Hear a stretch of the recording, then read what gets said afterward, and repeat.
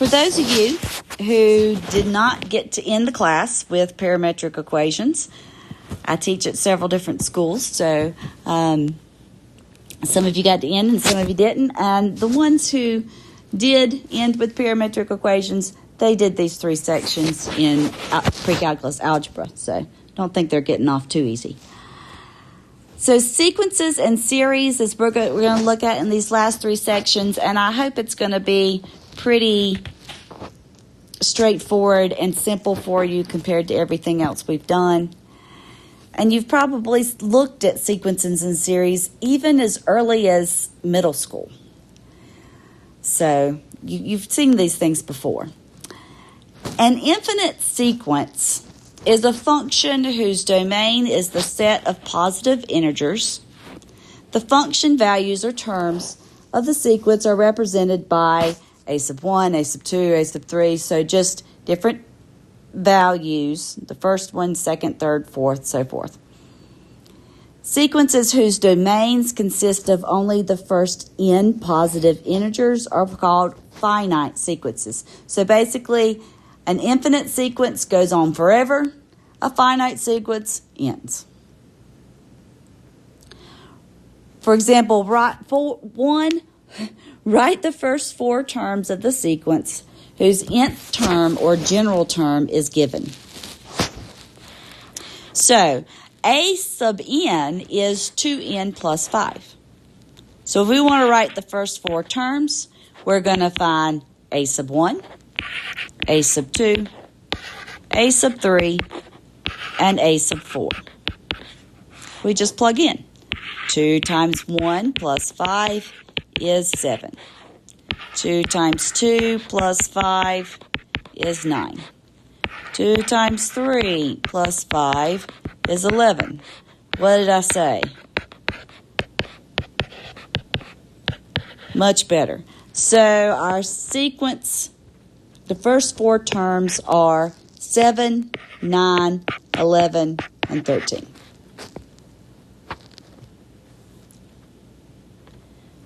Same thing with part B. It wants the first 4 terms. So we're just going to look at B sub 1, B sub 2.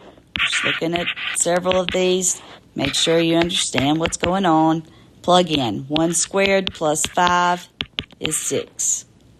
2 squared plus 5 is 9. 3 squared plus 5 is 14. And so forth. So the first 4 terms of the sequence are 6, 9, 14, and 21.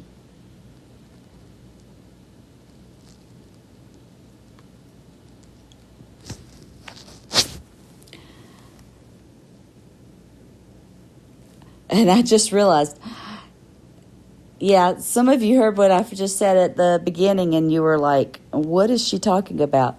Probably because you're in my 171 class and I'm using the same video for it. So anyway, just ignore me altogether and pay attention to the lesson. Okay, so for here, we're again finding the first 4 terms. So a sub 1, a sub 2, a sub 3, and a sub 4. For a sub 1, plug in. So we'll have negative 1 to the first power over 2 to the first power plus 1. So that's negative 1 over 3, or negative 1/3. And then we plug in next, negative 1 squared over 2 squared plus 1.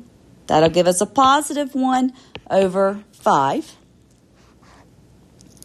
Then negative 1 cubed over 2 cubed plus 1 will give us negative 1 over 9. And last, negative 1 to the 4th over 2 cubed plus 1 is 1 over 17.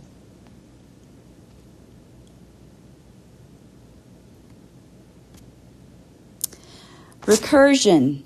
A recursion formula defines the nth term of a sequence as a function of the previous term.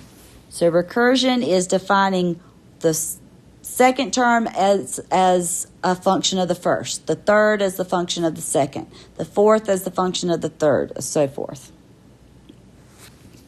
The first four terms of the sequence in which a sub 1 is 3 or it says find the first four terms of the sequence in which a sub 1 is 3 and a sub n is 2a sub n minus 1 plus 5 for n is greater than 2.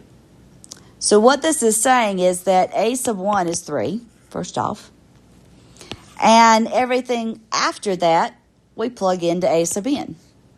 So a sub 2 will be 2 times a sub n minus 1 plus 5. Now what's that? 2 times a sub 2 minus 1 is a sub 1. And what was a sub 1? It was 3. 2 times 3 plus 5 is 11. So same thing with a sub 3. 2 times a sub 3 minus 1 is 2 times a sub 2. And a sub 2 was 11. So we plugged that in. Get 27. And a sub 4, 2 times a sub 4 minus 1 will be 2 times a sub 3, and a sub 3 was 27. 59. So the first four terms are 3, 11, 27, and 59.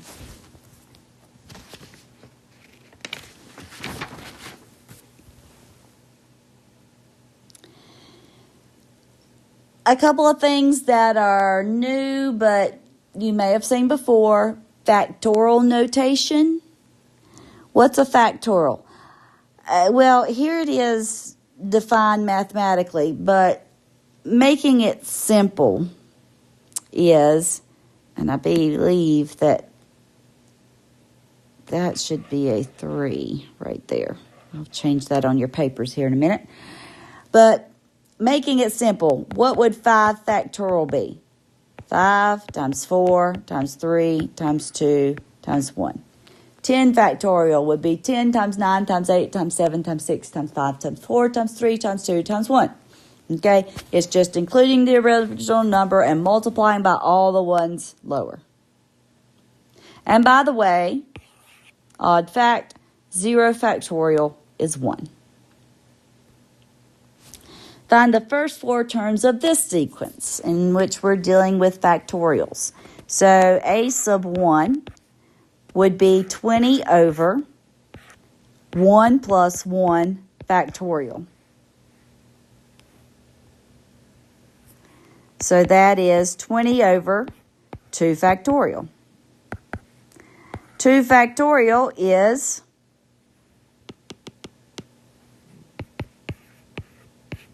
2 times 1. And 2 times 1 is 2. So a sub 1 is 10.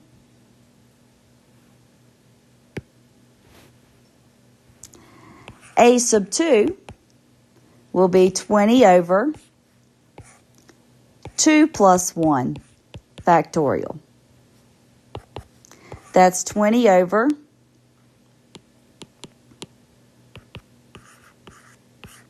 2 plus 1, which is 3 factorial. 3 factorial is 3 times 2 times 1. So you've got 20 over 6, which reduces to 10 thirds. A sub 3 is 20 over 3 plus 1 factorial, which is 4 factorial, which is 4 times 3 times 2 times 1.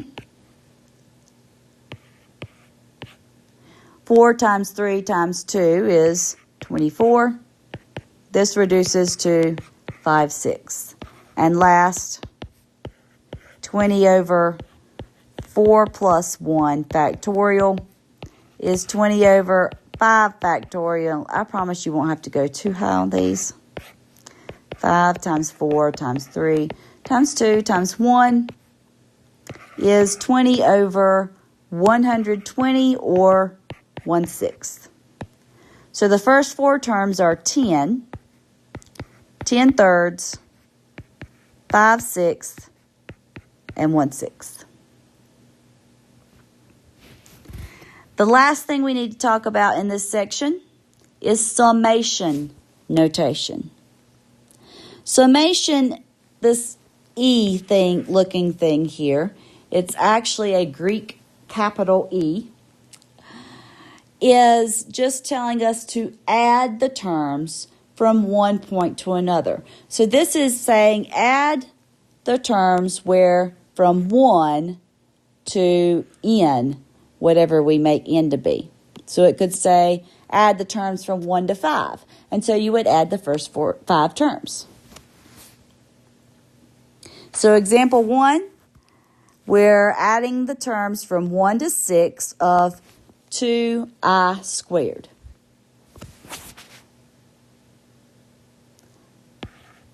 So we start with the first term where I is 1.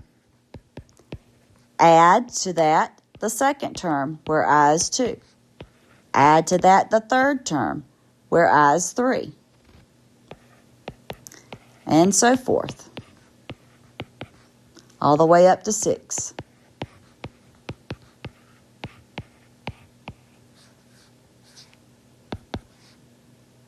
Okay, so that gives us 2 plus 8 plus 18 plus 32 plus 50 plus 72, which is 182. The sum from 1 to 6 of 2i squared is 182.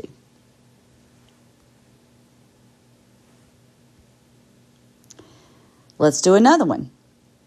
So this time we're starting with 3 and going to 5.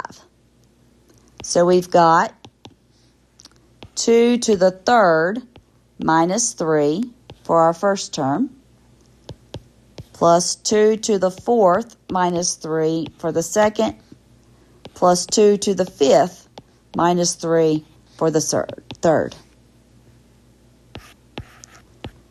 2 to the third is 8.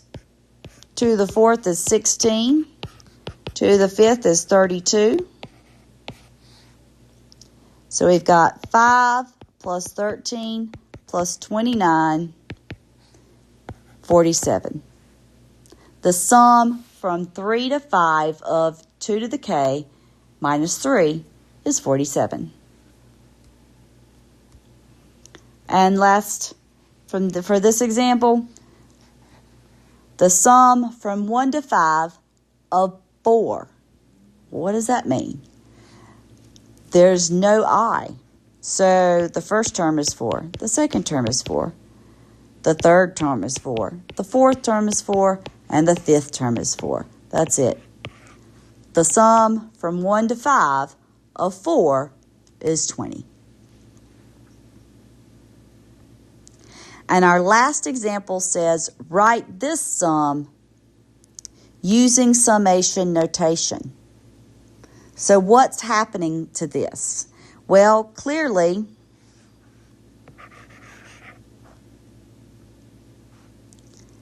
we have a 5 on the bottom because it's staying the same all the way through.